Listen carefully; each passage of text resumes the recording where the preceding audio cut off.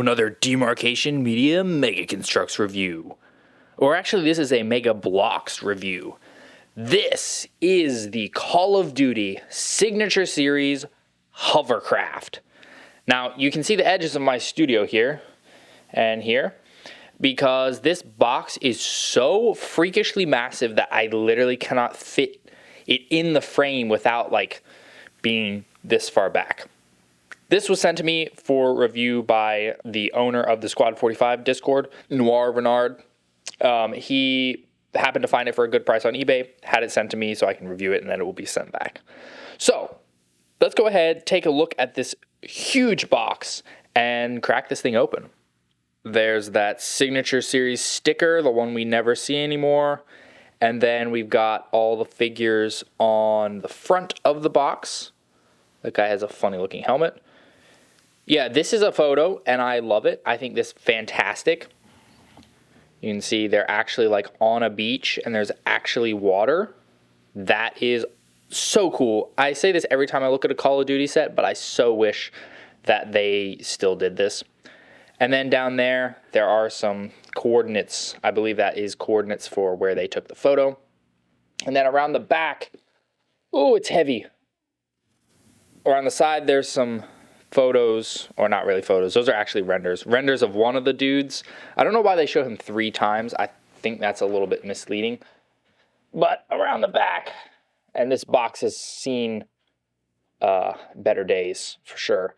But around the back, you get to see all of the accessories, all the stuffs.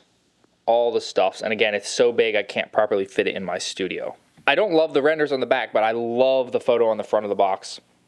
And now it's time to actually get the contents of the box out. So like all the Sig Series sets, this is like a hinge box. Oh gosh, I'm knocking things over. Look at that. Oh, wow. Look at that. Look at all the photos there. That's so cool. That's so cool. You can fit tanks on there. You can fit Humvees on there. Oh, that's so cool. Let's see. Will that stay open?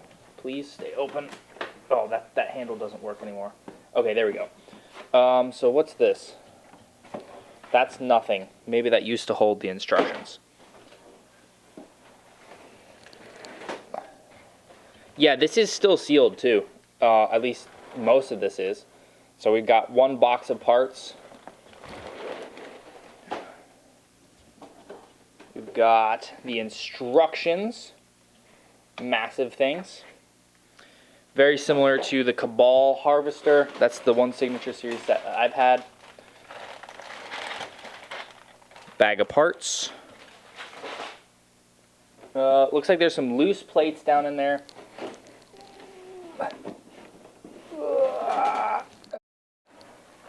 And another whole thing of parts.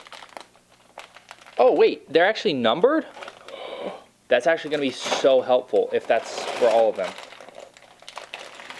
They're numbered. Oh, I was so afraid they weren't going to be. Holy moly. I'm not going to be able to dump out all of these bags.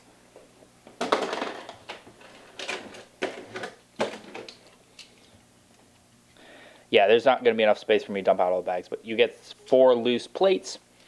So now I need to build this, and I'm going to attempt to build it live. I don't know how well that's going to go. I don't know if I'm going to be able to do all of it on stream, but for whatever part that I did do, it will be up in the corner for you to go and watch, if you should so choose. And there we go. I hope you will excuse the edges of my studio being visible, because this thing, I am not joking when I tell you that this is utterly massive. Like, I could put legs on it and use it as a kitchen table. It's so big. The build process was, I don't know. Like, the build itself was fine. There were some parts that was like, Mega, did you actually, like, check to make sure your parts can work this way? But it was the bags that really got me. If you want to see what I'm talking about, I built part of this live, and you can kind of go see the struggle there. Whew. Overall, though, pretty decent quality. I didn't have any major issues. There were some like weird coloration things with the parts where it was like, oh, I was supposed to get one color and I think I got a different color. And on the instructions, it is so dude, he just got sniped. I'm not exaggerating when I tell you the black and this gray in the instructions are nearly impossible to tell apart. Like, it's bad. The way they did their printing, like, I could not tell the difference most of the time. So it was a bit of a struggle in that regard. But it's all finished, and now we're going to take a closer look at those figures, starting with the dude in the white over there. As I've said in previous videos, I'm not a Call of Duty fan, so I'm looking at these figures purely from a, are these cool kind of perspective. This dude is the sort of plainclothes looking guy from the whole group. I don't know if he's got an official name, but I do like the white shirt. The black pants are nice. He's got a pistol right there with a gold print on it, which I was not really expecting printed weapons in this set, but hey, he's got it and it looks nice. He's got a silver sniper rifle, which is more along the lines of what I was expecting. And on one of his hips, he's got a printed grenade as well. I think that's a flashbang.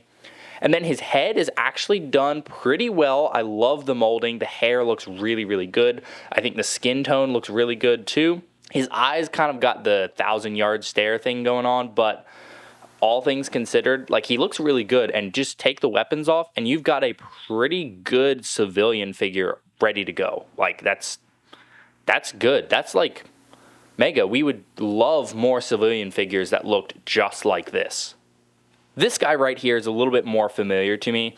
He's got a head that Mega has used in a lot of Call of Duty figures, and I've got a couple of figures that I really like who use it. He has a gold sniper rifle. Ooh. And he's got, instead of a grenade on his hip, he's got a mag. His legs are printed with the boots, which is nice. He's actually got a combat harness this time, although underneath is just a gray, like, button-up shirt, so you could use him as a civilian as well. And then he also has one of the revolvers. However, he also has 2 left hands, which means he can't shoot that revolver all that well. That's a bit of a bummer. That is definitely one of Mega's quality control problems that pop up here and there. So just, I guess, pull off the hand. That's what I'm going to do, is pull off the hand and pop a different one on.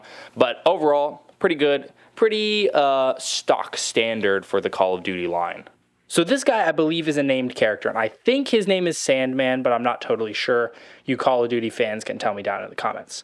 This guy uses what is pretty much my favorite Call of Duty head. It's like the tactical helmet paired with goggles and a mask. Looks really good, and this is fully painted up.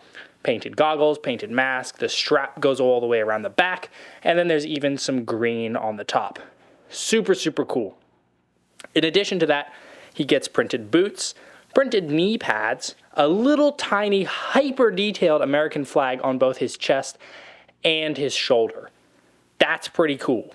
This guy looks really nice. He could also just really be a generic soldier, so if you manage to get, I don't know, 4 or 5 somehow, because I'm pretty sure he's exclusive, you could have a nice little squad. Currently, he's armed with a machine gun and a walkie-talkie, and he's got an extra mag on his hip. Overall, really good looking figure, and I think probably my favorite from this entire set. Our last figure is also a named character, I believe, but I have zero clue what this guy's name is. His head is really interesting to me because it's not one I've seen before. I'm sure Mega reused it, but I've never seen it before. It's got kind of the same look as the other dude, but it's got more face showing. It's kind of more angular. The visor goggle part is a bit more angular as well. It's a pretty nice looking helmet, and this one's really printed up. It's got this like low contrast brown against the green. His goggles are printed up. Honestly, the green might be print too, seeing as his face looks like the color for the actual head. And then he's got like a skull badge thing on the back, which is really, really good looking. His chest plate also has the American flag on it, which is really, really cool. And he comes with a machine gun as well. Oh, and his boots are printed. So very similar to the last guy we just looked at, but the head is very different, makes him really stand out. And again, pretty sure this is a named character, but I cannot remember his name for the life of me. Now, the real main event is the hovercraft itself. Now, this thing, as I've established, is huge. It barely fits in the studio at all, and it is packed with tons of useful parts, tons of clever building techniques, and a lot of features. So let's just run through some of the features. First off, we have these like ramps here. You can fold these little locking mechanisms out, and then these just kind of fold like this. And then all of them just drop down to form a ramp to drive up and out or whatever. However you need to load vehicles. Now, these things are really problematic because they don't like to fold well. Mega didn't design these hinges super well, so as you fold them, they want to come apart. Super frustrating. Makes me really not want to move them very much, but they're really cool. They look fantastic. They just don't function fantastic. But that's how you get in and out. Honestly, I should probably leave them folded down somewhat for now so you can see inside. And we've got some life preservers here. These little shaped sections are two totally different assemblies, which is pretty cool. These are built out of a couple pieces. And then we obviously have this giant space through the center. And then each side kind of has its own little unique build. The front in particular, this part is like, I guess the actual driving cab area. And we've got like a little door here so you can get in. There's a crate full of supplies that pegs underneath. We'll look in that in a moment. And then this whole section can lift off like that. That takes part of the wall with it. So now you can kind of see inside. You've got a seat and some control sticks, and there is the door. There are actually little stairs down in there too, which is super cool. And there is a passageway that connects to the next section, which while we're over here, we can go ahead and pop that open. You can just take this whole section off. You have really nice detailing here. There's a big air inlet or whatever. There's some prints and some actual building techniques. Really nicely detailed on all sides. And there's a bunch of prints that say air inlets do not block. So that's pretty cool. And then inside there is a little room that has a weapons wall that can fold out so you can access it. And you can see from the other side better what that interior looks like. And then moving past that, we have the last little section, which is the like air vent area.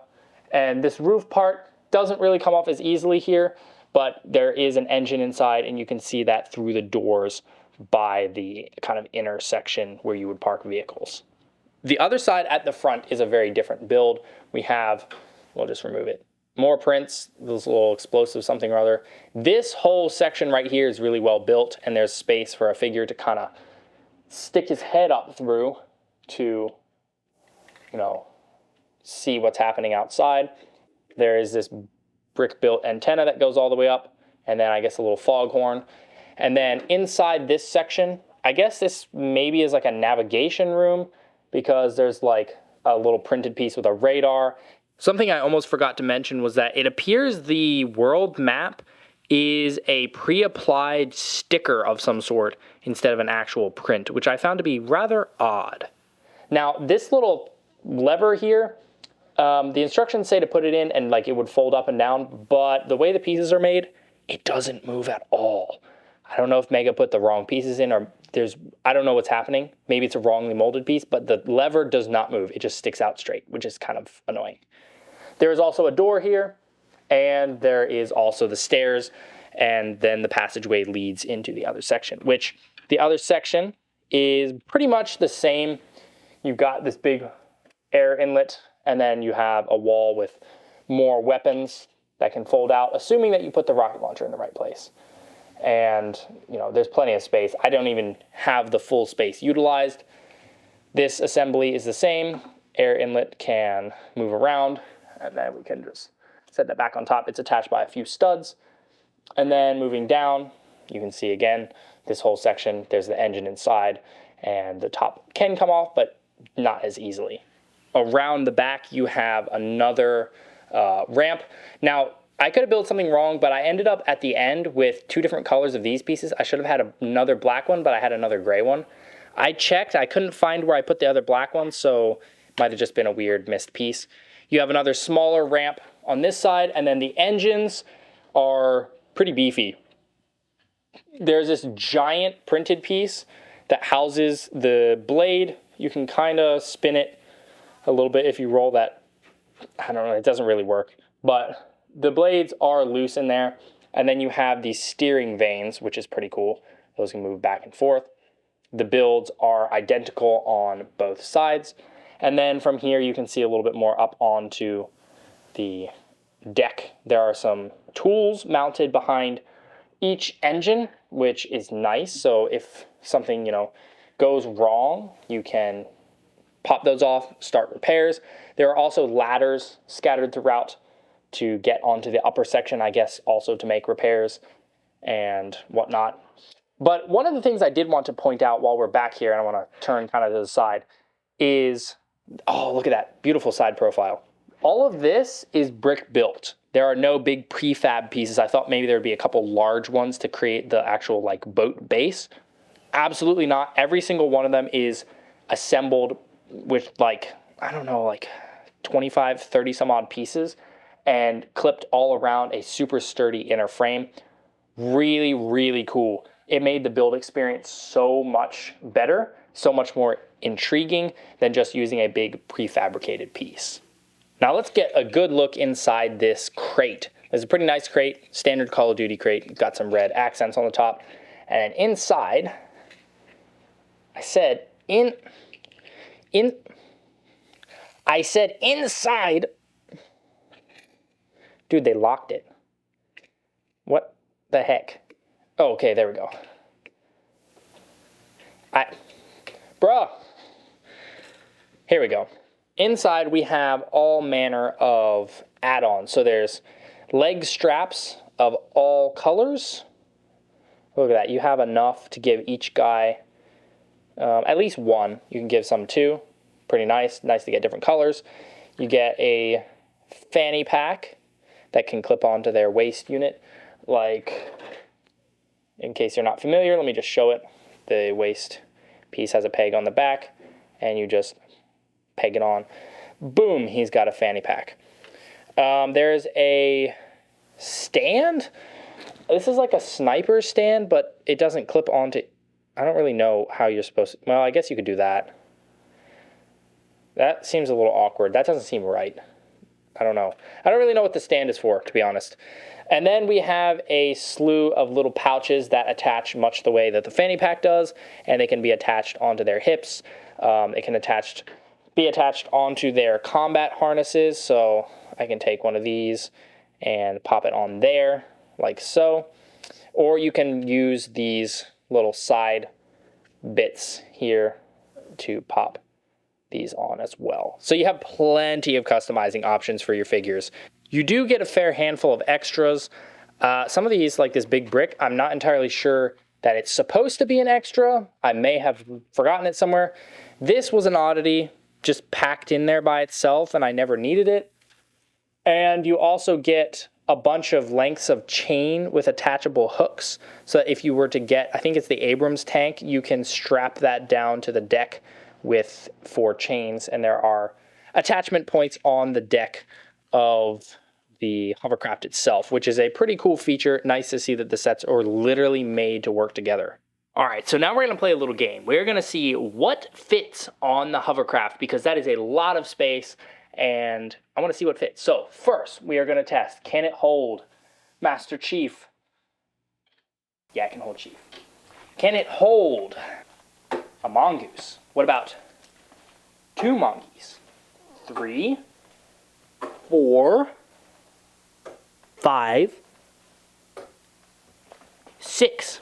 It easily holds 6 monkeys. What about a razorback? Oh, look at that. Easily. There's even room for it to roll back and forth. What about a razorback and a warthog? Hornet? Has to go all the way back, but it fits. Banshee.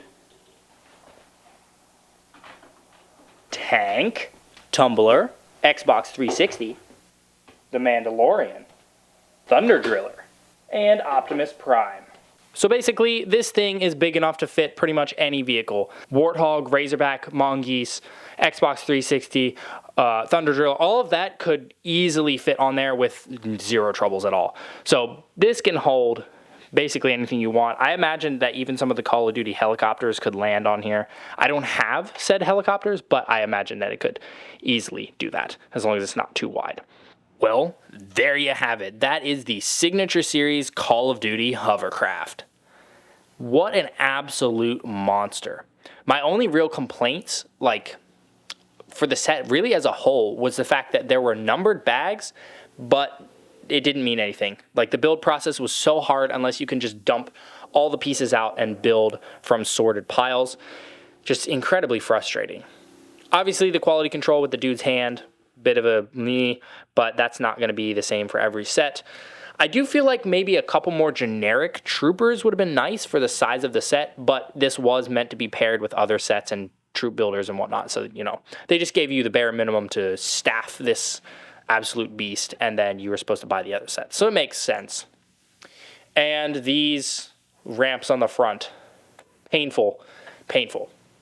But design-wise, the end result, and even the parts choice overall are really good. So, like, if you found one of these used, like partially broken up, I would buy it even just for the parts, because you have enough parts here to build yourself like a nice little base, or I don't know, there's so many useful things. Stop motion set, even the hovercraft itself with how much interior it has, you could probably do some pretty cool stop motions or photos there. Very, very neat. Really a shining example of what Mega can be and what Mega can do. Now, for buying it nowadays, I don't really have much advice there. It's going to be expensive. That's just kind of the fact of the matter. It's expensive now. It's going to run you probably $400 to $500 on the low end, typically. And yeah, it's expensive. I would say this is worth, I don't know. Personally, after building it, I think it would be worth about $500. I think I would pay $500 for this. Maybe $600. Not much more than that, though. Any more than $600 feels like you're not getting your money's worth, and you may just be in for more frustration than, you actually want.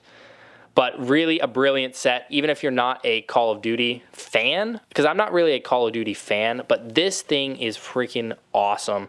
And if you have the chance to get your hands on it, highly recommend that you do. So like I said at the beginning of this video, this is on loan from the guy who owns the Squad 45 Discord currently. And even just having this on loan and just getting to build it was a ton of fun. It's a struggle for sure, but a ton of fun. So if you even have just the chance to build it, highly recommend you do that, because again, just absolutely a shining example of what Mega is capable of when they are fully unleashed. Thanks so much for watching. If you enjoyed this video, please leave a like and consider subscribing, and I'll see you next time.